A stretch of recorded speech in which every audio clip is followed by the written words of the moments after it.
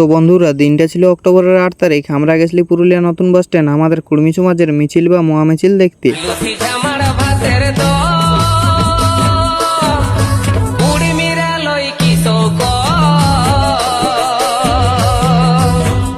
আর আজকে তাই এত পরিমাণের ভিড় হবে যেটা ছিল আমার ধারণার বাইরে। তো সো গাইজ, সকাল সকাল আমরা বাসটায় বসে রওনা দিয়ে দিই পুরুলিয়া। আর যাতে যাতে কিছু দূর আসি আমরা উঠে যাই বাসের ছাদে, কেননা ওথায় দোল লমসা বাজাচ্ছিল।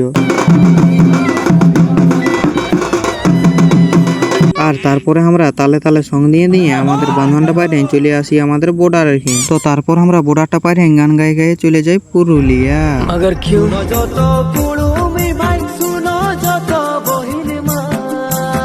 সো বন্ধুরা, এখন আছি আমরা পুরুলিয়া সেইখানে যেখান থেকে হবে আমাদের মিছিল শুরু।